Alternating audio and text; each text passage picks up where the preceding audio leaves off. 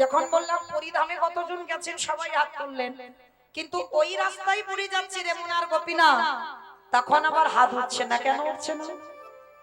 এই কলির মানুষ বাবা আসল আসল জায়গাগুলো এখনো দর্শন করে না। কারণ সমুদ্রে যেতে হবে আর ঢেউ খেতে হবে, এটাই শুধু আমাদের চিন্তা ভাবনা, আর অন্য কোনো চিন্তা নেই। মানে টুরিস্ট বাসে যদি 4টে দিন যায়, 4টে দিন আমার ঢেউ খেতে হবে। কোথাও অন্য জায়গায় টাইম দাও বা না দাও, কিন্তু পুরী ধামে আমাকে টাইম দিতে হবে, তাই না? এটা আমরা জড় জগতের মানুষের কথা। কিন্তু মনে রাখতে হবে মা, যারা যারা পুরী ধামে যাবেন পরবর্তীতে, কোথাও যান বা না যান, দুটো জায়গা অবশ্যই যাবেন। এক হচ্ছে রেমুনার গোপীনাথ, আর আরেকটা হচ্ছে নীলমাধব। এই দুটো মানে পুরী ধাম থেকে 100 বা 90 কিলোমিটার হবে, অনেকটা দূর নীলমাধব। হ্যাঁ, অবশ্যই তুমি দর্শন করবেন। এর পরবর্তীতে যারা যাবেন, অনেক ভক্ত বহুবার করে যান তো, কিন্তু নীলমাধব বহু ভক্ত দেখে না, রেমুনার গোপীনাথ দেখে না। আর এই যে আজকের দিনে দিনটা কেন বাবা তুলে ধরলাম, এই যে রেমুনার গোপীনাথ, বৃন্দাবনে মাধবেন্দ্রপুরী, এই মাধবেন্দ্রপুরী বাবা মাটির তলা থেকে পেয়েছিল আমার গোপীনাথ, আর মাটি থেকে মাটির তলাতে বহু বছর পড়েছিল। আর মাটির তলায় বহু বছর পড়েছিল বলে এই বৈশাখ মাসে যখন মাটি থেকে তুললো না, শরীরে জ্বালা, শরীরে যন্ত্রণা, মানে বহু বছর সেবা পূজা পাইনি, বহু বছর ভগবানের স্নান হয়নি, শরীরে এত জ্বালা, দৈববাণী করে ওই মাধবেন্দ্রপুরীকে বলেছিল, মাধব আমার শরীরে যে বলো জ্বালা হচ্ছে, এত গরম, আমরা তো মা এসি ঘরে ঘুমাচ্ছি, পাখা ছাড়া চলতে পারছি না। আর অনেক অনেক ভক্তের বাড়িতে গিয়ে দেখবে বাবা, সে একেবারে 3 তলা, সে চিলেকোঠার উপরে ঠাকুর, অ্যালবেস্টার দেওয়া আছে, ভগবানের গায়ে হাত দিয়ে দেখবে বাবা আগুনে যেন আগুন হয়ে আছে ভগবানের গা। দেখবে কেন? সে তো কথা বলতে পারে না, সে তো বলবে না বাবা বাজারে যাচ্ছ আমার জন্য একটা ক্যাডবেরি এনে দিও, সে তো কোনোদিন বায়না করবে না, সে তো চাইতে জানে না, সে দিতে শিখেছে কিন্তু চাইতে শিখে। তার রেমুনার গোপীনাথ বৃন্দাবনে মাধবেন্দ্রপুরীকে বাবা স্বপ্ন দিয়েছিল, আমার শরীরে বড় জ্বালা করছে, আমার গায়ে একটু মলয় চন্দন ঘষে। তাই মলয় চন্দন পাবে কোথায় প্রভু? আমি তো জানি না মলয় চন্দন আছে কোথায়। তাহলে শোন, মলয় চন্দন যদি পেতে হয় যেতে হবে সেই রেমুনা। আর রেমুনায় গিয়ে যদি ওখানে পেয়ে যাস, ভগবান তো অন্তর্যামী, সবই জানে বাবা। ঘুরতে ঘুরতে ঘুরতে ঘুরতে সেই বৃন্দাবন থেকে পায়ে হেঁটে, কিন্তু এই মাধবেন্দ্রপুরী এমন একজন ভক্ত, জীবনে কারোর দ্বারে গিয়ে বাবা হাত পেতে কিছু চাই, মানে খিদেতে যদি মাধবেন্দ্রপুরী মরেও যায়, তথাপি একটা দিনের জন্য কারোর কাছে হাত পেতে বলবে না আমার খিদে পেয়েছে কিছু খেতে দাও। এইরকম বৈষ্ণব ছিলেন মাধবেন্দ্রপুরী। তো সেই বৃন্দাবন থেকে আমার গিরি গোবর্ধনের গায়েতে চন্দন লাগাবে বলে মলয় চন্দন, মানে মলয় চন্দন পাচ্ছে না, খুঁজতে খুঁজতে রেমুনায় এসে গেছে, একটা বটবৃক্ষের তলায় বসে আছে মাধবেন্দ্রপুরী। আজকের দিনে আমাদের বিশেষ করে কথাটা শুনতে হবে মা।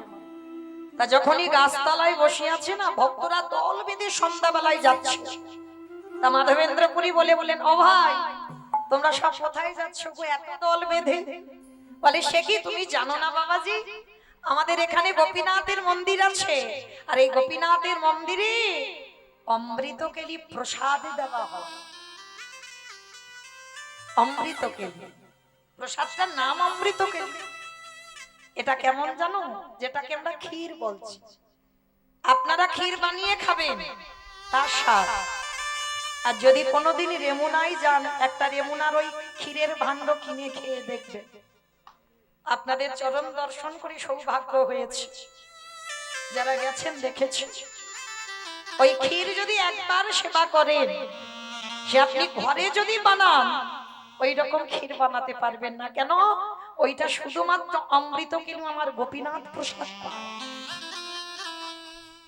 তা ভক্তরা সবাই বলছে ও বাবাজি যাবে নাকি আমাদের সঙ্গে? বলে না ভাই তোমরা যাও, আমি যাব না, কারণ ভগবান তো চাই না কোনোদিন, মাধবেন্দ্রপুরী চাই না কারোর কাছে। তা সবাই যখন যাচ্ছে গোপীনাথের সন্ধ্যা আরতি হবে, অমৃত করি ভোগ লাগা হব না হবে প্রতিদিন 12টা করে মালসা, প্রতিদিন ওই অমৃত কেলি ক্ষীর 12টা মালসা দেওয়া হয় বাবাজি, প্রতিদিন নিত্য 12টা মালসা।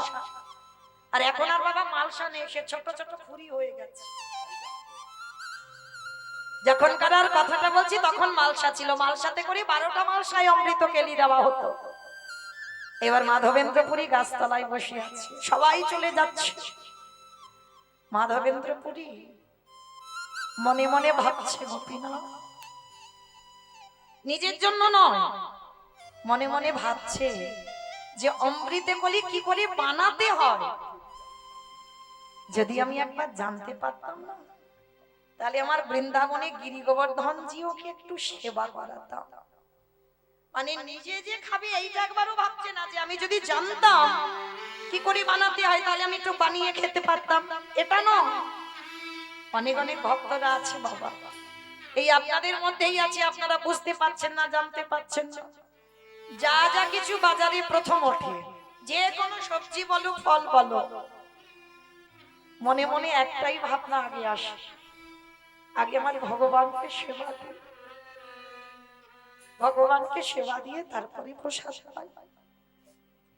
তা মাধবেন্দ্রপুরীর মনে ইচ্ছা, যদি জানতাম কি করে বানাতে হয় তাহলে আমি নিজের হাতে বানিয়ে আমি আমার গিরি গোবর্ধন জিউকে দিতাম। অন্তরে জানি ভগবান, অন্তরে জানতে পেরে ওই ভক্ত যদি চায় মনোবাক্যে ভগবানের কাছে কিছু জানায়, আমার ভগবান পৃথিবীর যে প্রান্তে থাকুক না কেন, ও যে ভক্তের মনোবাস,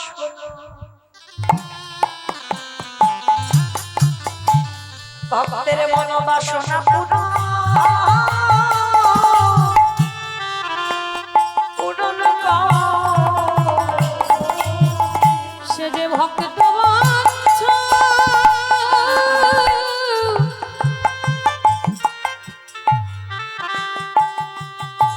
সে যে ভক্ত বাঞ্ছ পূর্ণকারী, ভক্তের মনোবাসনা সে যে পূরণ করে। এইবারে যখন ভক্তরা সন্ধ্যারতি হয়ে গেল, ওই 12টা মালসা ভোগ নিবেদন করলো। আর আমার গোপীনাথ কি করেছিল জানো, ভক্তের লাগি আমার ভগবান চুরি করি, আমার ভক্ত আমার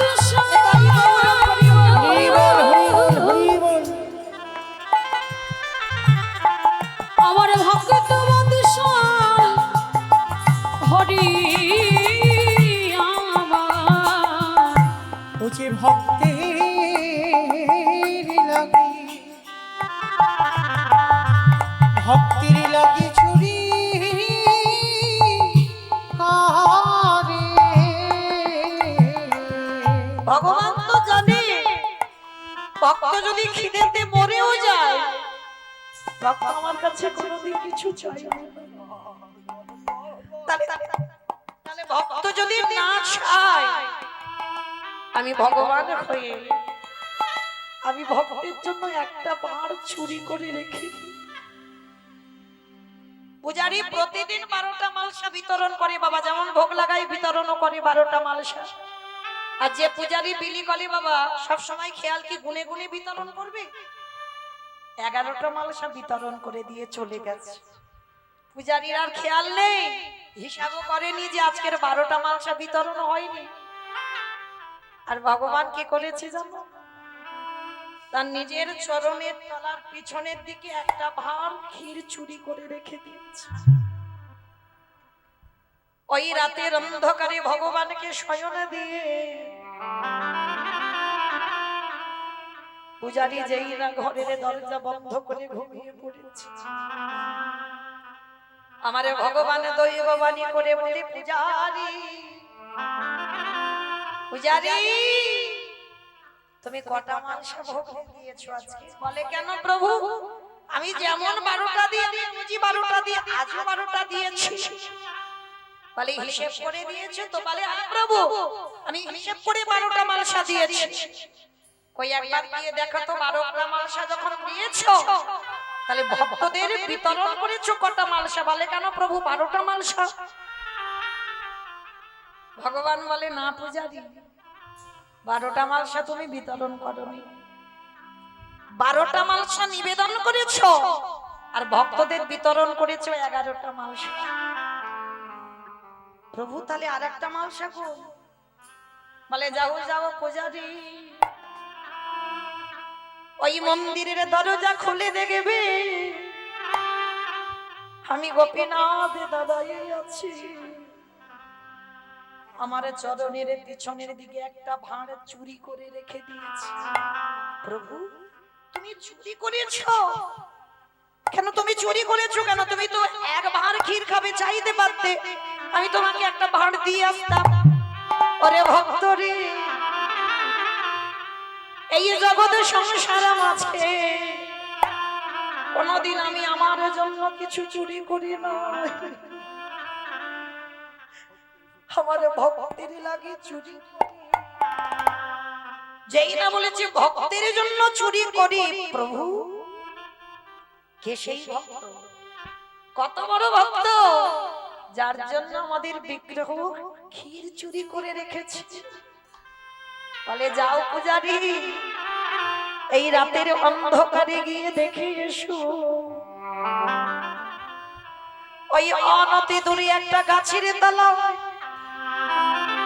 আমার ভক্ত মাধবেন্দ্র পুরী বসে আছে। যাও, সে কোনদিন খিদেতে যদি মরেও যায় কারোর কাছে কিচ্ছু চাই না, আর আমি তো জানি আমার ভক্তের খিদে পেয়েছি, তাই তো আজকের এই ভাঁড়টা চুরি করেছি। যাও পূজারি, আমার ভক্তকে এই ভাণ্ডের প্রসাদীটা একটু পাইয়ে দিয়ে এসো।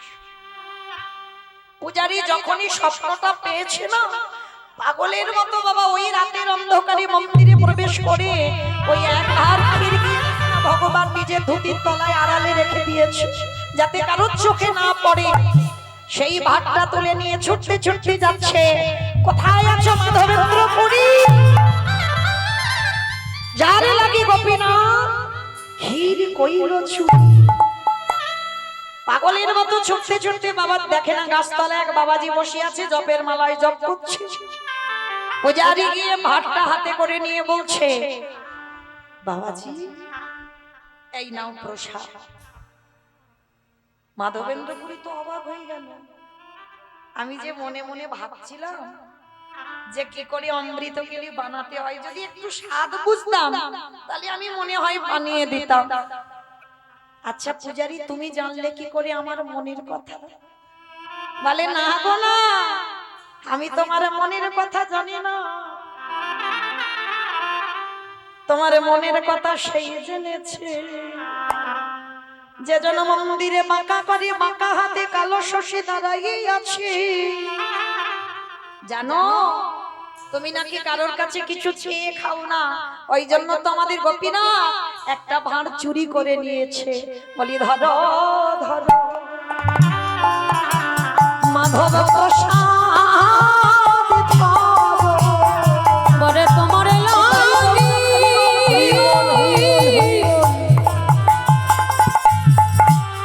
তোমার লাগি চুরি কইল। বলে ধরো ধরো এই প্রসাদ ধরো। ওই মাধবেন্দ্র পুরী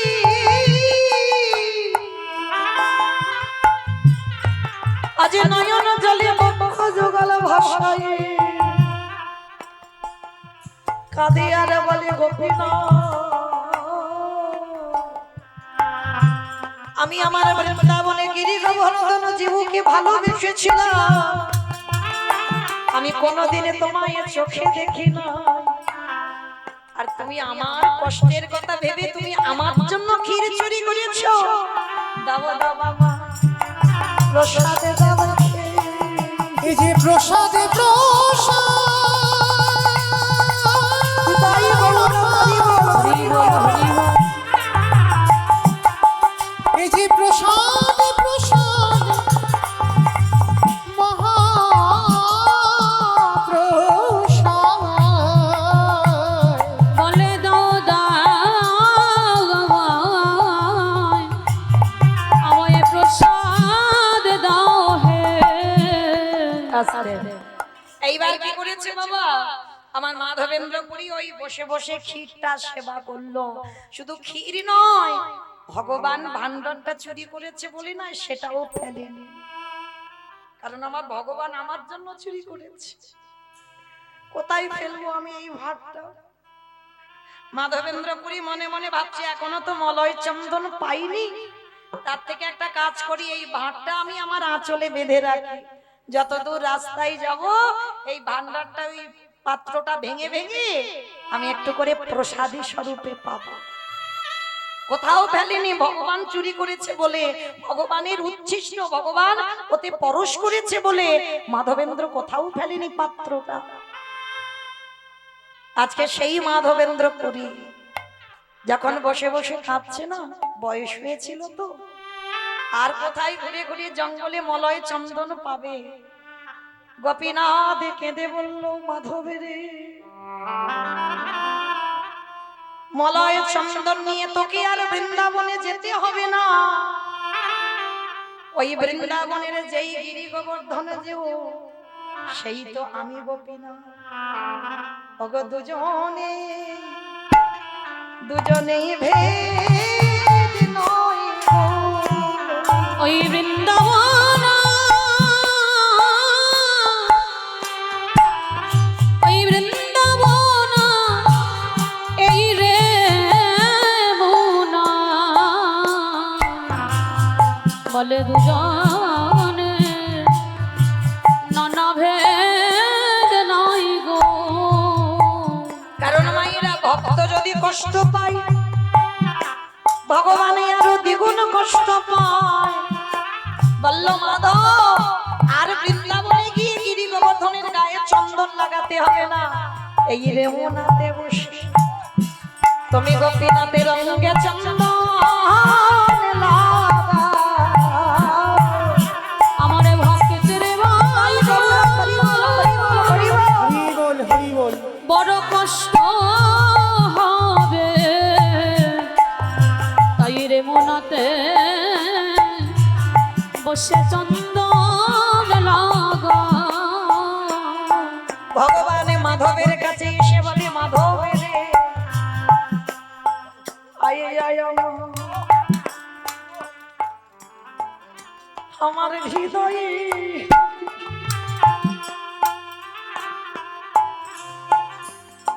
হরি আয় আয় আমার হৃদয়ে ওরে বহুদিন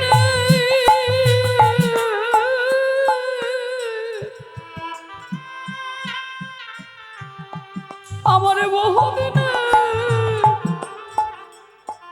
অঙ্গের জালো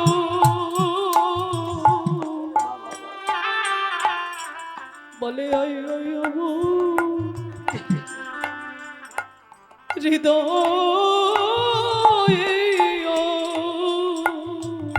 ওগো জোড়ালো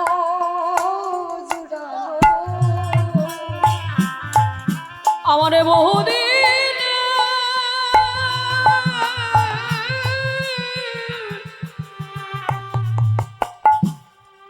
আমার বহুদিন এই অন্যের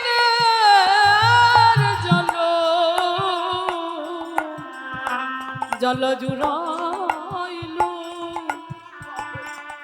জুড়াইল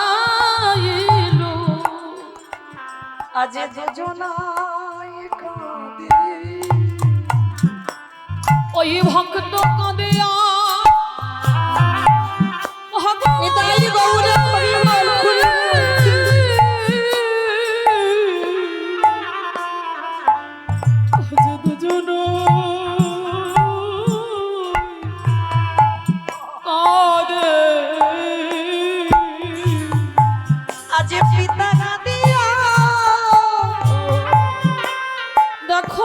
মাত্র কাঁদে আজ দুজনা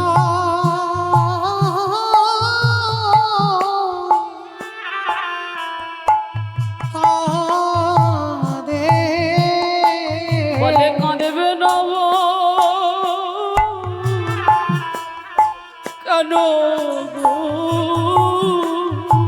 সে যে কাঁদবে বলে নিতাই গৌর হরি বল কাঁদবে হরি বলে বল। এসেছে গো। বলে কাঁদবে না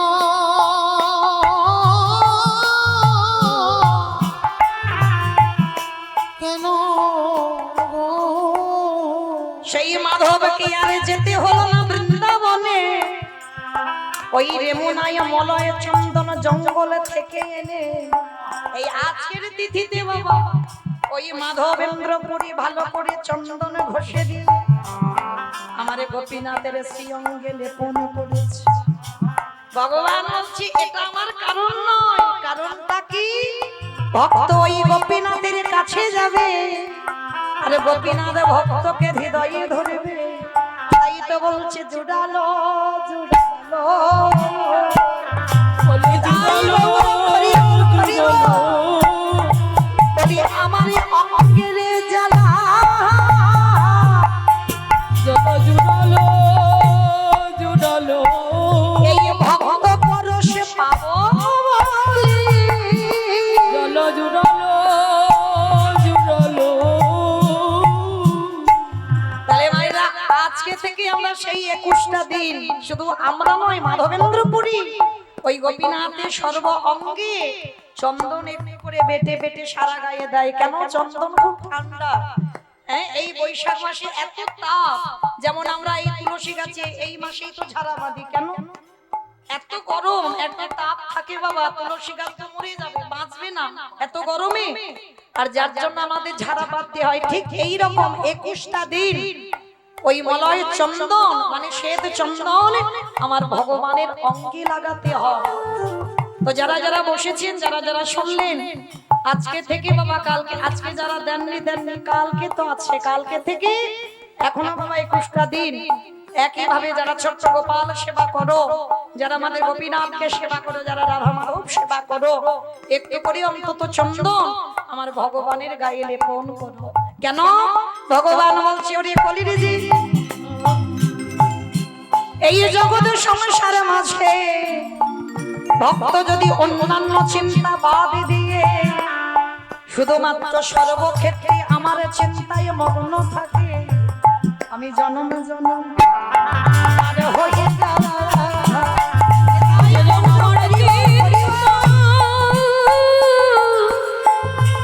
আমার চিন্তা সদাই করে, আমি জন্ম জন্ম তারে হয়ে যায়। তাহলে আজকে দিনে বাবা সেই চন্দন যাত্রা শুরু হচ্ছে। আবার আজকে তিথিতে বাবা সূর্যদেব মহাভারতে দ্রৌপদীর হাতে দিয়ে তুলে দিয়েছিল বাবা অক্ষয় পাত্র। এই অক্ষয় পাত্রটা কেমন জানো? মানে কোনদিন আজকে তিথিতে যারা যারা যা কিছু করেছো বাবা ক্ষয় হবে না, সব অক্ষয়। কারোর সঙ্গে ঝগড়াঝাটি করোনি তো? আর ঝগড়াঝাটি করেও যদি থাকো না, এটাও অক্ষয়। হ্যাঁ, এটাও সারা জীবনের ঝগড়াঝাটি দ্বন্দ্ব বিবাদ থেকেই গেল। তো আজকে এই সূর্যদেব দ্রৌপদীর হাতে তুলে দিয়েছিল অক্ষয় পাত্র। কেমন জানো পাত্রটা? মানে লাখো লাখো কোটি কোটি ভক্ত যদি আসে, এই পাত্রের অন্ন প্রসাদ বা খাবার কিছুই ফুরাবে না কোনদিন। তবে হ্যাঁ, তখন ফুরাবে যদি আমার দ্রৌপদীর প্রসাদ পাওয়া হয়ে যায়, তখনই কম পড়ে যাবে বাবা। এই নিয়মটা এখন আমরা অনেক পরিবারে মেনে চলি। দেখবেন ঘরের যে বউ হয়, ঘরের যে ঘরণী হয় না, সবার আগে কোনোদিন খেতে নেই। ও যত বেলা হোক, হয়তো আত্মীয় পরিজন আসবে, লোক কুটুম আসবে, খবর দেওয়া হয়েছে, এখন তো ফোনের যুগ, যতক্ষণ না সেই তারা এসে বাবা প্রসাদ পায় তার আগে আমাদেরকে খেতে নেই। কেন নেই? এটা দ্রৌপদীর শিক্ষা দিয়ে গেল যে ঘরের ঘরণী যে হয় সে যদি আগেই খেয়ে নেয়, ঘরের লক্ষ্মী যদি আগে খেয়ে নেয়, তাহলে আজ যারা যারা আসবে বাবা তাদের কমও পড়তেই পারে। কিন্তু ঘরের লক্ষ্মী যদি না খায়, ভগবান বলছে দেখবে ঠিক ওই ভগবান ওই একটুখানি প্রসাদ, আজকে যেটা মহাভারত তার প্রমাণ, একটা অন্ন শাক সিদ্ধতে বাবা দুর্বাসা আর তার 1000 শিষ্যের উদর ভরে গেল। একটা অন্ন আর একটা শাক সিদ্ধ সম্ভব? কিন্তু ভগবানের কৃপা থাকলে সব সম্ভব হয়। এই দ্রৌপদীর হাতে যখন অক্ষয় পাত্রটা দিয়েছিল, আর বাবা একদিন দুর্বাসা এসেছিল পরীক্ষা করবে বলে দ্রৌপদীকে। কিরকম পরীক্ষা? বলে দেখো কোনোদিন তো সেবা দিতে পারবে না, এরা জঙ্গলে বাস, আর ওই জঙ্গলে যা কিছু পায় তাই তো খায়, আর দুর্বাসার 1000 শিষ্য, এদের খেতে দিবে কি করে? চিন্তায় পড়ে গেল। আর দুর্বাসা গিয়ে দ্রৌপদীকে আদেশ দিল, দ্রৌপদী আমার এই 1000 শিষ্য আজকে আমি এসেছি তোর বাড়িতে প্রসাদ পাবো। আর ইতিমধ্যে বাবা সেদিন যে অত বারবেলায় যে আসবে দ্রৌপদী তো বুঝতে পারেনি, 5 জন স্বামীকে সেবা দিয়ে দ্রৌপদীর প্রসাদ পাওয়া হয়ে গেছে। হাই ভগবান, এইবার যেই না প্রসাদ পাওয়া হয়ে গেছে, দুর্বাসা এসে প্রসাদ চাইছে। কিন্তু বাবা 1000 লোকের যদি রান্না করতে হয় কত বড় হাঁড়ি কড়া লাগবে? আর জঙ্গলে দ্রৌপদী ওরা পাবে কোথায় অত বড় হাঁড়ি কড়া? কত থালা বাসন পাবে কোথায়? কিছুই তো নেই, কত জ্বালানি নেই, অত বড় উনান নেই। আর এর দুর্বাসা হচ্ছে সবথেকে বড় রাগী মন, সবথেকে বড় রাগ। মানে ইনি তো যেমন তরুণ নয়, বাবা ভোলানাথের দ্বিতীয় কলেবর। বাবা ভোলানাথ যেমন সংহার কর্তা, বাবার দ্বিতীয় কলেবর হচ্ছে দুর্বাসা, সতী অনুসুয়ার সন্তান। সেই যে ব্রহ্মা বিষ্ণু মহেশ্বরকে অনুসুয়া মা বেঁধে রেখেছিল না, তারপরে তো 3 দেব অনুসুয়ার পুত্র সন্তান হয়ে দ্বিতীয় কলেবরে এসেছিল। আর বাবা ভোলানাথ দুর্বাসা হয়ে অনুসুয়ার ঘরে এসেছিল। আজকে সেই দুর্বাসা এমনিতে তো রাগী, অনুসুয়া হরিবল দ্রৌপদী আর পঞ্চ পাণ্ডব তো ভয়ে থরথর করে কাঁপছে বলেই দুর্বাসা স্নানে চলে গেছে। স্নান করে এলেই ওদের প্রসাদ দিতে হবে, যা কিছু একটু অন্ন ব্যঞ্জন করলেই হবে। পরীক্ষা করতে গেছে দুর্বাসা, এবার চিন্তায় পড়ে গেছে বাবা কতগুলো ভক্তের সেবা দেবে কি করে। আর এদিকে দুর্বাসা শিষ্যদের নিয়ে স্নানে চলে গেছে, স্নান করে এলেই সেবা দিতে হবে। আর সেদিন দ্রৌপদী পঞ্চস্বামীকে সেবা দিয়ে আর দ্রৌপদীর সেবা হয়ে গেছে। ওই যে বললাম ঘরের নারী যদি বাবা ঘরের লক্ষ্মী যদি সেবা হয়ে যায় তাতে কম করতে পারবে। এবার অক্ষয় পাত্র বাবা যেটা দিয়েছিল সূর্যদেব, তার থেকে তো দ্রৌপদীর সেবা হয়ে গেছে, মানে আর কিচ্ছুটি নেই। যারা রান্না করেছে 6 জন 5 জন স্বামী, আর দ্রৌপদী সেবা হয়ে গেছে। আর সেদিন বাবা প্রসাদ পেয়েছিল কলা পাতায়, কলা পাতায় প্রসাদ পেয়েছে। দ্রৌপদী ভয়ে চিন্তায় পড়ে গেল যে এইবার দুর্বাসা যদি আসে, সেবা যদি দিতে না পারি, না জানি আমার কত অভিশাপ করে যাবে। চিন্তায় পড়ে নিরজনে বসে বসে চিৎকার করে শুধু একবার ডাক দিয়েছিল, সখা সখা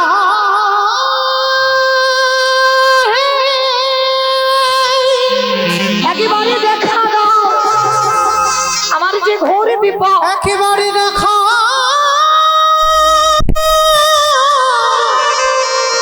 দেখা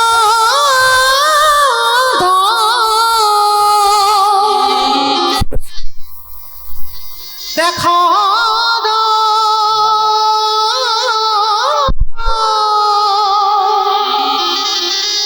সখা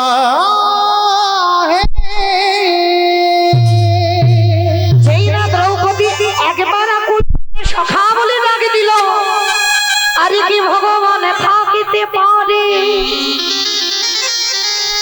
ওই দ্রৌপদীর আকুল আত্মনাতে আমার ভগবান ছুটে এসে দাঁড়াইল সখীর দ্বারে যা। বুঝি ভকেতে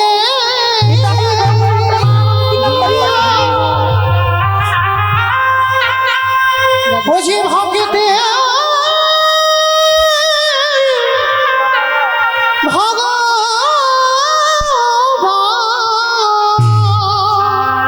একেবারে দেখা দাও তুমি। ভক্ত ডাকিলে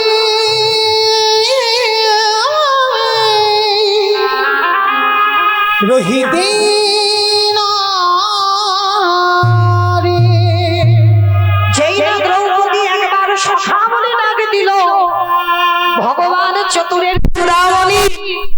এসে দ্রৌপদীর সামনে দাঁড়িয়ে বলছে, সখী হাত দেরি নয়, বড্ড খিদে পেয়েছে, তাড়াতাড়ি খেতে দাও। আর তুমি কেন ডেকেছো আমি পরে একটু শুনে নেব, আগে আমার খাবারের ব্যবস্থা করো। ছলনাময় তো। আর যেই না দ্রৌপদীর কাছে এসে কৃষ্ণ খেতে চেয়েছে, দ্রৌপদী মাথায় হাত দিয়ে বসেছে, হাই ভগবান, আমি আমার সখাকে ডাকলাম, আমার ঘোর বিপদ, আমার ঘরে কিচ্ছুটি নেই। আর আমার সখা এসে বলছে, দ্রৌপদী আমার তাড়াতাড়ি খেতে দাও কিছু। ভগবান এসে বলছে, কি ব্যাপার সখী, এখনো দাঁড়িয়ে আছো কেন, খেতে দাও, আমায় বড্ড খিদে পেয়েছে। যেই না ভগবান দাঁড়িয়ে দাঁড়িয়ে সখীকে ডাক দিয়েছে, আমার দ্রৌপদী এসে করো জোর করে বলে, সখাকে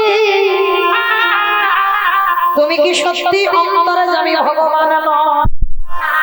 আমি যে কেন তোমাকে ডাক দিলাম তুমি কি বোঝো না? ভগবান হেসে বলছে, আমি খুব বুঝি, মানে ওইটা আমি পরে শুনবো, আগে আমার খেতে দাও, তারপরে আমি তোমার কথা শুনবো। আর আমার পেটে যখন এত খিদে, আমার তোমার কথা আমি কানে শুনতেই পাবো না। মানে দ্রৌপদী বলবে আর ভগবান যেন শুনতে চাইছে না, মানে দ্রৌপদী ভুলে যাচ্ছে বাবা ভগবান কে। সে তো অন্তর্যামী, প্রতিটা ভক্তির অন্তরের কথা বলছে। কি গো মায়ের অন্তর্যামী নয়? ভগবান যদি অন্তর্যামী না হবে, দেবর্ষি নারদকে একদিন ডেকে বলেছিল, ও নারদ, কি ব্যাপার এখানে নিরজনে বসে বসে তুমি কি ভাবছ? নারদ করজোর করে বলছে, প্রভু একটা কথা বলবো। কি কথা? বলে, প্রভু তোমার এই অন্তর্যামী কেন বলে? বলে, সে কি নারদ, তুমি জানো না আমায় অন্তর্যামী কেন বলে? শোনো আমি তোমায় বলি। বলে, কি বলবে প্রভু? শোনো, ওই যে গঙ্গার ঘাট দেখছো, ওইখানে গিয়ে তুমি একটা ডুব দেবে, আর ডুব দিয়ে তুমি হাতে যা পাবে তুমি আমার কাছে তুলে নিয়ে আসবে। তার নারদ ছুটে গেছে, গঙ্গার ঘাটে ডুব দিয়েছে, আর ডুব দিয়ে একটা বড় পাথর পেয়েছে। পাথরটা নিয়ে ভগবানের কাছে এসে বলছে, প্রভু এই না, ডুব দিয়ে আমি একটা পাথর পেয়েছি। আর যেই না পাথরটা ভগবানের কাছে এনে ধরেছে, ভগবান বলছে, আচ্ছা নারদ, এবার পাথরটা এখানে দ্বিখণ্ডিত করো। আর যেই না পাথরটা দ্বিখণ্ডিত করা, সঙ্গে সঙ্গে পাথরের ভিতর থেকে ছোট ছোট পিঁপড়ে বার হচ্ছে। তা ভগবান হেসে বলছে, নারদ কিছু বুঝলে? বলে, ঠাকুর তোমার মাথা ঠিক আছে তো?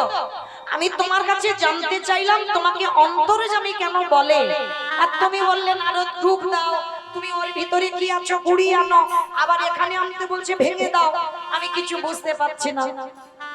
নারদ, পাথরটা ছিল কোথায়?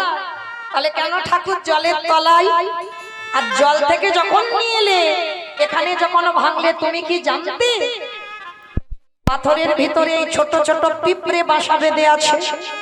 বলে, না আমি কি করে জানবো?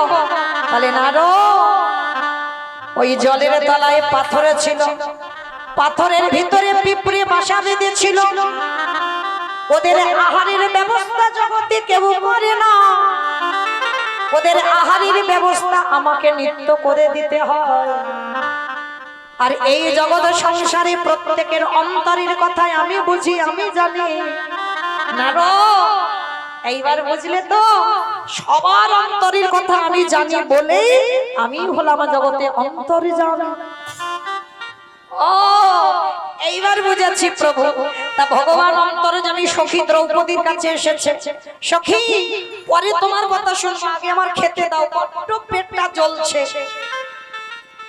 শেষে বিরক্ত হয়ে দ্রৌপদী বলছে, সখা আমার কথা শুনবে তো? আমার কথা না শুনে তুমি বলেই যাচ্ছ শুধু। আচ্ছা ঠিক আছে, আমি এবার শুনবো, বলো কি হয়েছে। সখা হে, তুমি যে আমার ঘরে আজ সেবার কথা বলছো, কিন্তু সূর্যদেব যে অক্ষয় পাত্র দিয়েছিল, আজকে আমি প্রসাদে পেয়ে নিয়েছি, কিছু তো নেই, আমি তোমাকে কি দেব? আর তুমি জানো আজকের আমার ঘরে দুর্বাসা 1000 শিষ্য এসেছে, তাদেরকে প্রসাদ দিতে হবে, কিচ্ছু নেই ঘরে, আমি দেব কি করে? ভগবান বাবা দুর্বাসার কথাটা শুনছে না। ভগবান বলছে, দ্রৌপদী আজকের কিসে করে প্রসাদ পেয়েছো? বলে সখা কলা পাতা জুটেছিল আজকে। আচ্ছা তোমার ওই এঁঠো পাতাটা কোথায় ফেলেছো? বলে কি হবে সখা? বলে বলো না, তারপরে বলছি। এইবারে যেই না দ্রৌপদী দেখিয়ে দিল কলা পাতা ফেলে দিয়েছে, যেমন নর্দমায় আমরা ফেলে দিই, ভগবান ইঙ্গিত করে বললেন সখী গো, ওই কলা পাতা থেকে ভালো করে গিয়ে দেখো ওই পাতাতে কি কিছু প্রসাদ লেগে নেই। দ্রৌপদী অবাক হয়ে গেল, সখা তুমি এটা কি বলছো? আমি পাতা নর্দমায় ফেলে দিয়েছি আর তুমি ওখান থেকে কুড়িয়ে পাবে? বলে সখী গো, তুমি বোধহয় জানো না,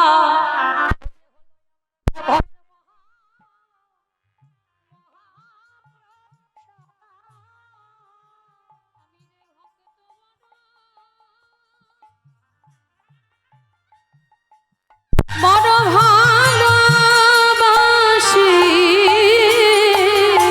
বলিও যে হলো, ও যে হলো মহাপ্রসাদ। সখী আমি এ যুগে না, প্রতি যুগে যুগে ভক্তের মহাপ্রসাদে বড় ভালোবাসি। শুধু এ যুগে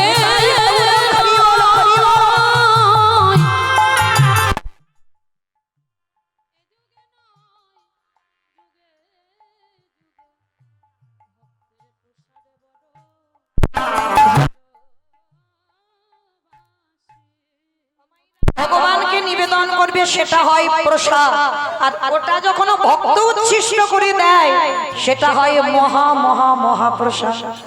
এই যে জগৎ সংসারের মাঝে ভগবান বললেন আমারে ভালোবাসতে হবে না, এই জগতে যদি কোনো একজন ভক্ত সৌভাগ্যক্রমে একজন শুদ্ধ ভক্ত পেয়ে যায়, যদি কোনোদিন সেই ভক্তের উচ্ছিষ্ট প্রসাদে পেয়ে যায়, তারে নরজন ধন্য হবে গো। তাই গৌর হরিব ভক্ত প্রসাদ পেয়ে যায় গো, আর নরজন ধন্য হবে। আস্তে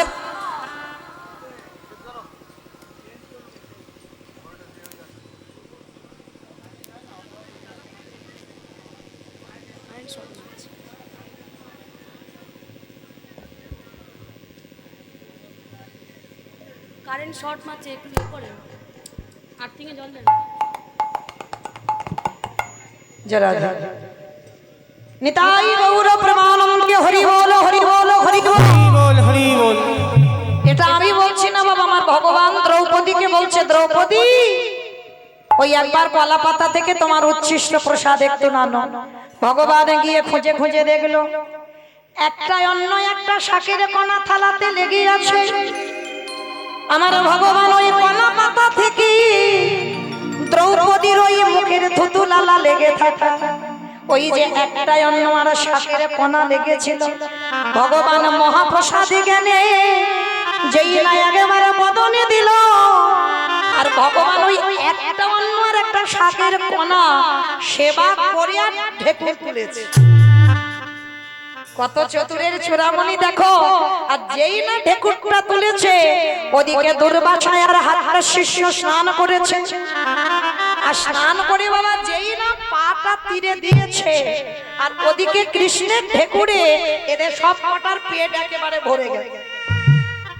মানে এমন পেট ভরেছে না, আর মানে নড়াচড়া করতে পারছে না।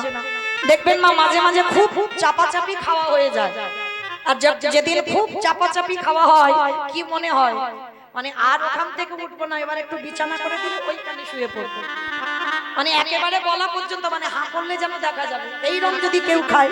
আর ভগবান এমন ঢেকুর তুলেছে দুর্বাসার হাজার শিষ্যের একেবারে গলা পর্যন্ত, মানে তুমি যদি রাজভোগ এনে দাও তথাপিও বাবা সেবা করতে পারবে না। এবার সব কাজ কমপ্লিট করে ভগবান ভীমকে ডেকেছে, ভীম যাও তুমি গিয়ে দুর্বাসা হাজার শিষ্যকে বলো যে আমাদের খাবার দাবার একেবারে প্রসাদে রেডি হয়ে গেছে, তারা যেন প্রসাদ পেয়ে যায়। আর যেই না বলেছে প্রসাদ পেয়ে যায়, ভীম বলছে মাধব এত বড় মিথ্যা কথা বলা যায়, কিন্তু এটা যে একেবারে ডাহা মিথ্যা কথা। মানে আমার বাসন কোসন নেই, উনান নেই, জ্বালানি নেই, কিচ্ছু নেই, তো আমি কি করে আমি এত বড় মিথ্যাটা বলবো? আর এসে যদি দেখে কিচ্ছু হয়নি আর যদি রেগে যায়? ভগবান বলছে আমার উপরে ভরসা নেই বুঝি, আমি যেটা বলছি তুমি গিয়ে বলো রান্না বান্না কমপ্লিট, এসে যেন প্রসাদ পেয়ে যায়। মাধব এত বড় মিথ্যা আমি বলতে পারি? আবার বলে ওই যে একটা কথা জানবে, পৃথিবীর সব থেকে বড় মিথ্যাবাদী একজন, ওই যে বাঁশিটা ধরে আছে, সব থেকে বড় মিথ্যাবাদী। দেখেন চাল ডাল নেই, হাঁড়ি কড়া উনান কিচ্ছু নেই, রান্নাই হয়নি, বলে দুর্বাসা গিয়ে বলো রান্না বান্না হয়ে গেছে, এসে যেন প্রসাদ পায়। এইবার ভীম কি করেছে বাবা?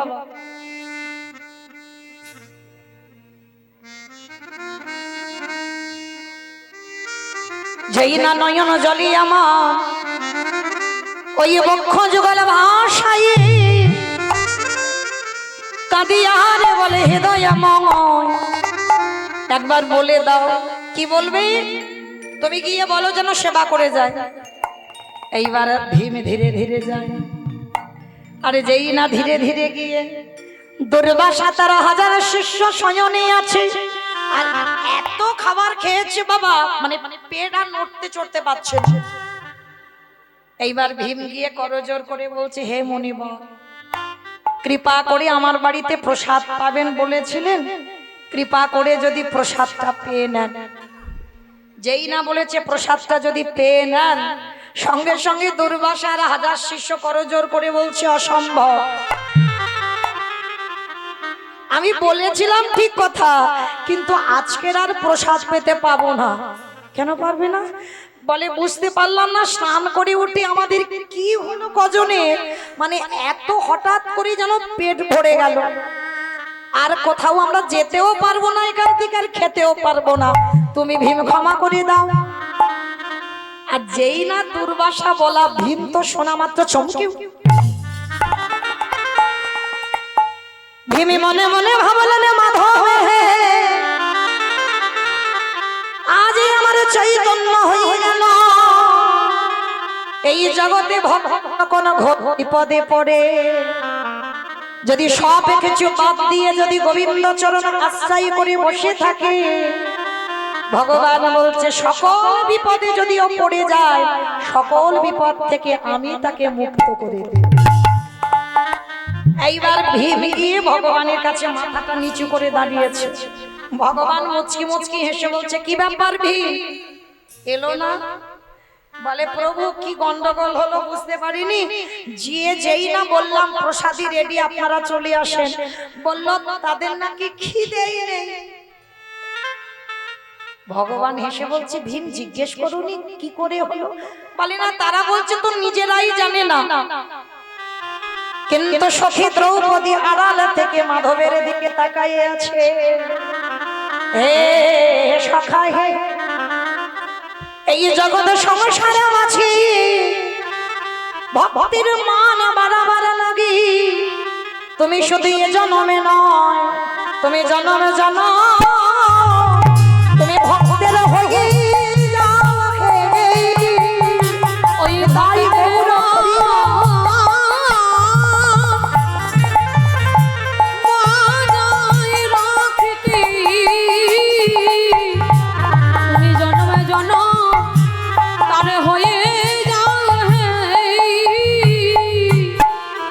ভগবান দ্রৌপদীর মাথায় হাত দিয়ে বলছে সখী হে, তুমি ডাকবে আর আমি আসবো না, এটা কি হয়? আমি জানতাম দুর্বাসা তোমার সঙ্গে ছলনা করবে, তাই তো আজকের আসে আমাকেও এই ছলনাটা করতে হলো। তাহলে মা কি বুঝলাম? আজকের এই অক্ষয় তৃতীয়াতে এই অক্ষয় পাত্রটা দ্রৌপদীকে দিয়েছিল সূর্যদেব।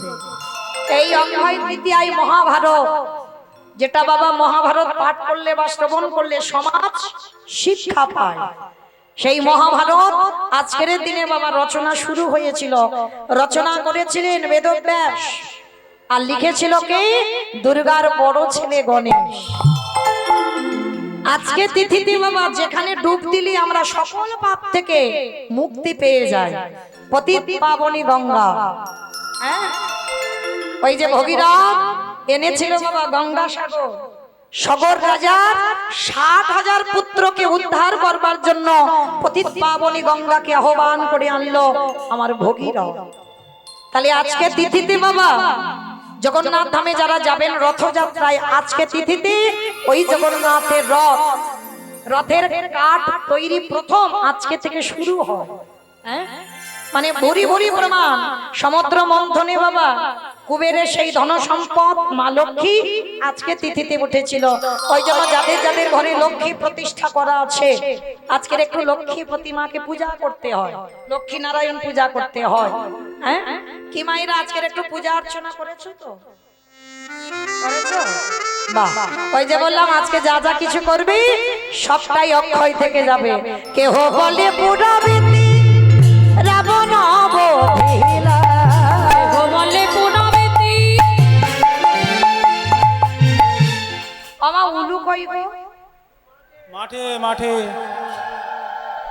কেহ বলে পুরাবিতি রাবণ বধিলা, কেহ বলে পুনবেতে আমার গণারি গণা গণা গণা গণারি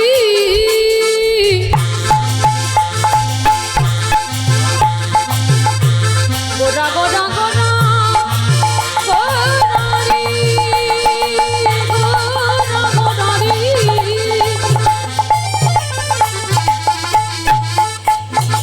নিতাই গৌর নাম দিয়া হইল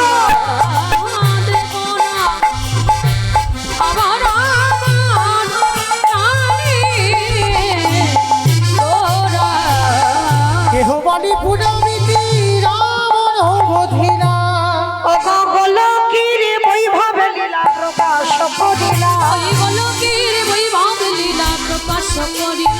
ওই গোলকের বৈভব লীলা প্রকাশ করিলা।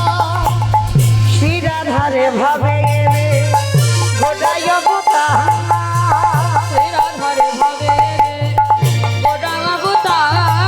আর শ্রীরাধা আমি গোটাই অবতার, ধরে ভাবে রে ওরা বাবু তার অগ হরে কৃষ্ণ নামে গৌর করিলা প্রচার, ওই হরে কৃষ্ণ নাম উলুধ্বনি করিলা প্রচার ওই হরে কৃষ্ণ ঘটিয়া প্রচার।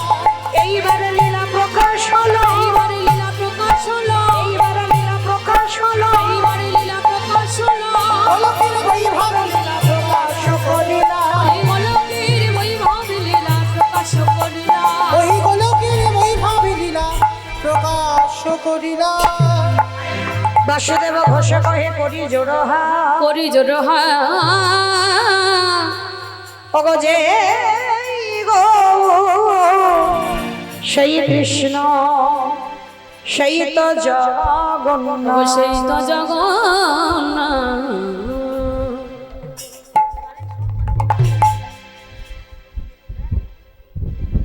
বাসুদেব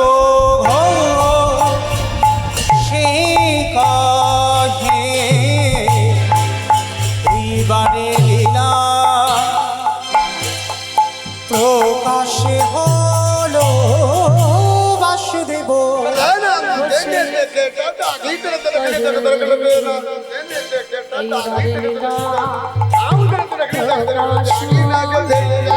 বাসুদেব ঘোষে কহে এইবারে লীলা প্রকাশ হলো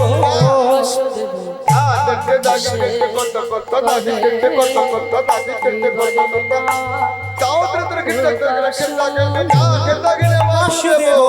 ঘোষে কহে এইবার লীলা প্রকাশ হলো বাসুদেব ঘোষে বলে ঘোষে কহে এইবার লীলা প্রকাশ লরে বাসুদেব ঘোষে তাই চলুন এবার আমরা সবাই যাব মধুময় শ্রীধাম বৃন্দাবন ধাম। তা আজকের মধুময় শ্রীধাম বৃন্দাবন ধামে যে যাব, এতক্ষণ নবদ্বীপে যখন ছিলাম একবার প্রেম সে বলেন তো, গৌর সুন্দর কি নবদ্বীপী ধাম কি, ধ্বনিটা হলো কি, এটাও জয়, এটা জয় নয়। তাহলে মায়েরা একটু প্রেম সে জয় দিতে হবে। এত জোরে জয় দাও, কত দূর যাবে? সোনারপুর স্টেশন। সোনারপুর স্টেশন যাবে? আমার কীর্তন শুনে শুনে সব মুখস্থ হয়ে গেছে, তাই সব জায়গা দেখে।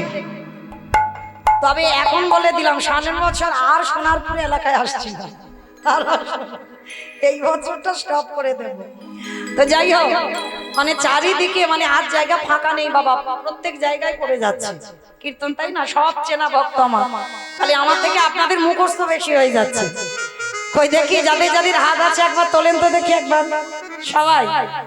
বাহ, এদিকে আমার দাদা ভাই মায়েরা যারা আছেন সবাই, এই যে হাত কই তোলো সবাই। ওই দেখো এইদিকে বলছি, ওইদিকে ধসে পড়ে যাচ্ছে।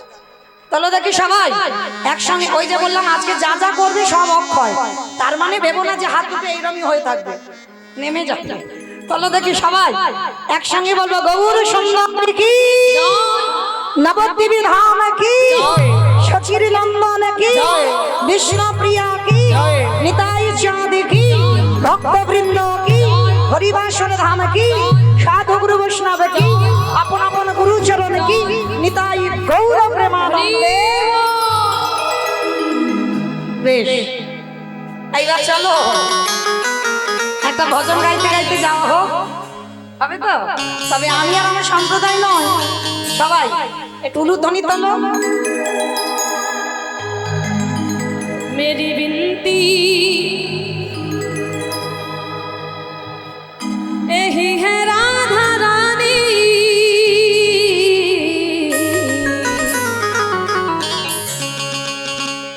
कृपा बरसाए रखना राधा रानी, कृपा बरसाए रखना राधा रानी, कृपा बरसाए रखना रानी, कृपा बरसाए ओ राधा रानी, बरसाए रखना ओ महारानी, बरसाए रखना ओ राधा रानी,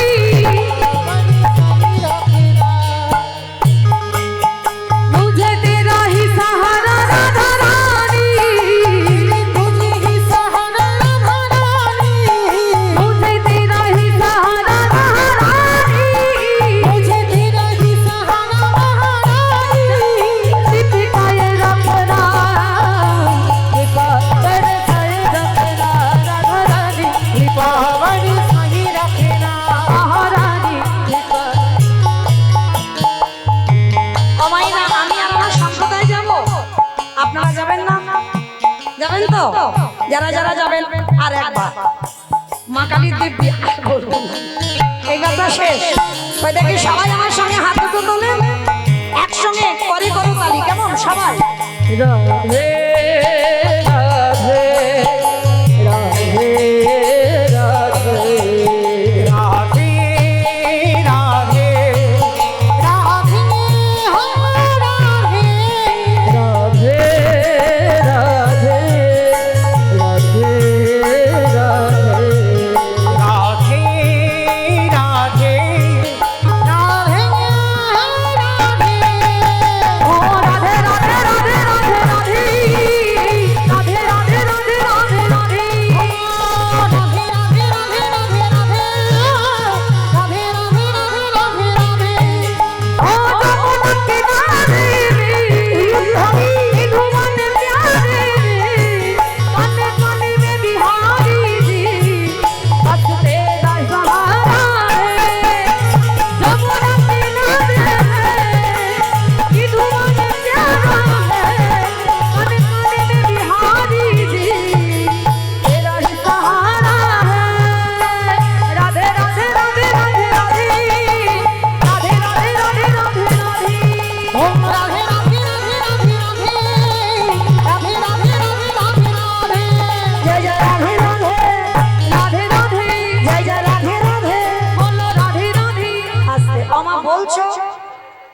সব মনে মনে মনে মনে বললে কি হবে, জোরে জোরে বলতে হবে তো।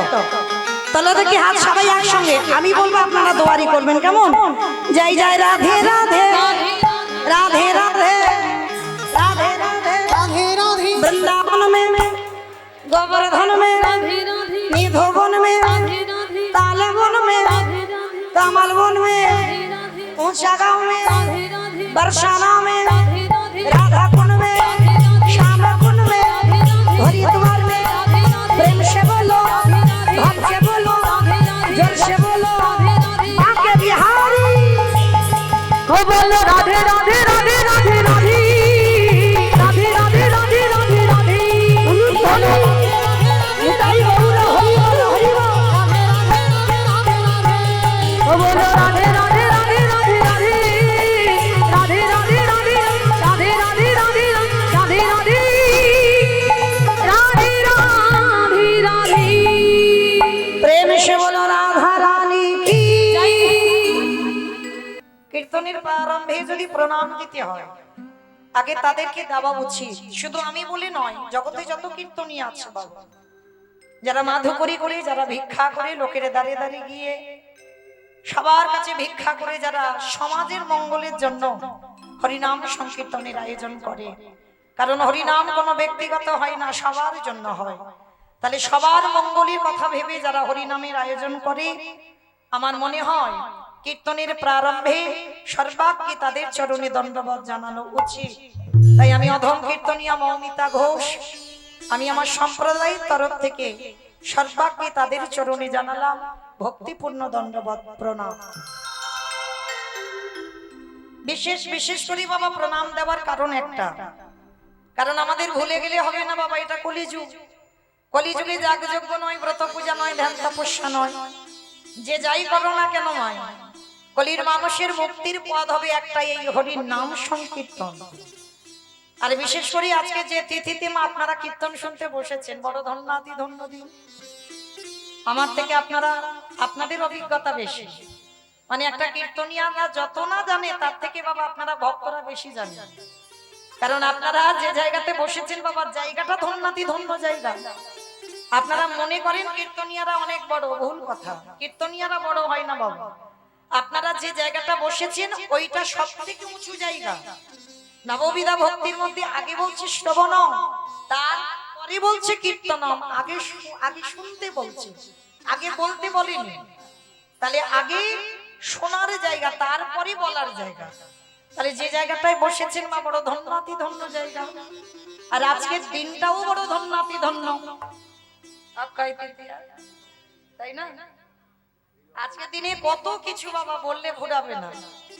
মানে আজকের দিনটা নিয়ে যদি বর্ণনা করা হয় সব শেষ, সারা রাত্রে ভুলিয়ে যাবে বাবা, তাও শেষ করা যাবে না, তাই না? কিন্তু শুধু একটা কথা মনে রাখতে হবে, এই যে আজকে অক্ষয় তৃতীয়া দিন আমরা সবাই একত্রিত হলাম, দিনটা শুধু ধন্যাতি ধন্য দিন নয়। শুধু ধন্য দাও আমার ভগবানকে, ধন্যবাদ জানাও ভগবানকে। কেন? ৮০ লক্ষ জনি ফেলে বাবা এই মানব জনিতে এসেছে। এই ৮০ লক্ষ বার আমাদের পিছনে ফেলা হয়ে গেছে, পোকামাকড় হলাম, গাছপালা হলাম, নদ নদী হলাম, কত কিছু হলাম, কিন্তু এই ৪ লক্ষ বার মানব জন্ম। এই মানব জন্মটাকে আমার মহাজনেরা বলছেন দুর্লভ জন্ম। কেন? পশু পাখিদের সন্তান হয়, আমরা মানুষ জাতি, আমাদেরও সন্তান হয়।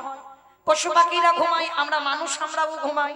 পশু পাখিরা খাবারের জন্য সকালবেলা অন্বেষণে যায়, আমরাও যাই। তাহলে পশু পাখিদের সঙ্গে তো আমাদের সব জায়গায় মিল আছে। দেখেন, ওদের দুটো চোখ, আমাদেরও দুটো চোখ, ওদের দুটো কান, আমাদেরও কান দিয়েছে, আমাদের দুটো চরণ দিয়েছে, ওদের পাখিদের দুটো ডানা দিয়েছে। আবার পশুদের আমাদের থেকে এক্সট্রা দুটো জুড়ে দিয়েছে, ৪টে করে দিয়েছে ভগবানের কাছে যাবার জন্য। তাহলে সব জায়গায় যদি আমাদের সঙ্গে মিল থাকে, তথাপি বাবা ওদের জন্মটাকে দুর্লভ বলছে না, আমাদের জন্মটাকে দুর্লভ বলছে। কারণ পশু পাখিরা ভগবানকে দেখিবারের জন্য দুটো নয়ন পেয়েছে বটে। ভগবানের কৃষ্ণ নাম হরি নাম শুনবার জন্য করণ পেয়েছে বটে। ভগবানের কাছে যাবার জন্য ডানা পেয়েছে। ভগবানের কাছে যাবার জন্য তারা 4টি করে চরণ পেয়েছে। তাহলে সব তোমাদের সঙ্গে মিল আছে, আরো বেশি দিয়েছি বই কম নয়। তথাপি ওদের জন্মটাকে দুর্লভ বলছে না, আমাদের জন্মটা দুর্লভ হলো। কেন হলো? কারণ ওরা সেবা করবার জন্য বদন পেয়েছে বটে, কিন্তু হরি বলবার মতো, হরি বলবার মতো ভাষা পেল না। ওরা নয়ন পেল,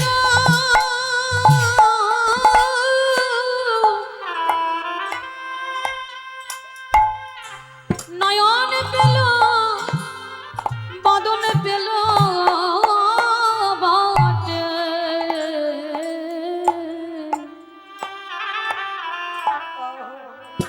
কিন্তু হরি বলে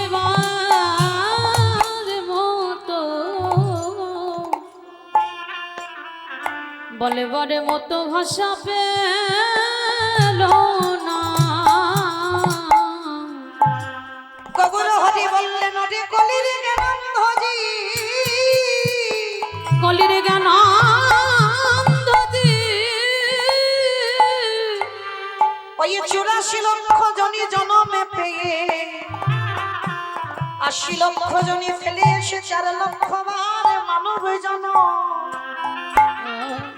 কিন্তু পশু পাখিরা বলতে চায়, বলতে পারে না। আরে আমরা মনুষ্য কুলে জন্ম নিয়ে বলবারের জন্য আমরা বদলে পেয়েছি বটে, কিন্তু হেলায় জন্ম হারাইল। 84 লক্ষ জনি, হরি বল হরি বল। 84 লক্ষ জনি ভ্রমণ করে আমরা হেলায় জন্ম হারাইলাম। ওরে কলির জীবী আমরা চোখে থাকতে সব অন্ধ হলো। একেবারে হরি বলে কদিলাম না গো, আমরা সবাই মায়ার বাঁধনে বন্দী হলো। আমরা হরি ভজন করলাম না রে, আমরা ভজন যোগ্য দেখো দেহ পেলাম বটে, কিন্তু হরি ভজন করলাম না রে। আমরা শুধু এলাম খেলাম, এই ভব ছেড়ে চলে গেল।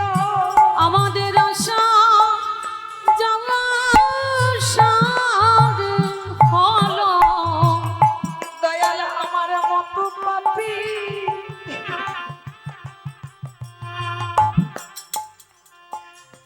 জগতে আরে কেউ হলো। বলে এইবার উদ্ধার করো মোরে, আমি তোমার ঘাটে এসে আমি দাঁড়াই রইল। একেবারে পারে করো হে দয়াল হরি, দয়াল তুমি বিনে আমার আরে গতি না।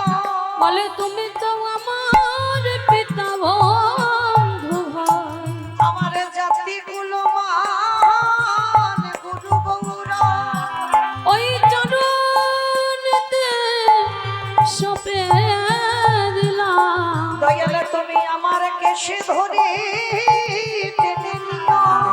আমি যে মায়া মাঝে পড়ে আছি, তুমি আমার মায়ার বন্ধন মুক্ত করো। তুমি তো পতিত পাবন গৌর হরি, আমি ওই চরণে সব সপিলাম। আমার দেহ মন প্রাণ জীবন যৌবন, দয়াল জাতি গুলো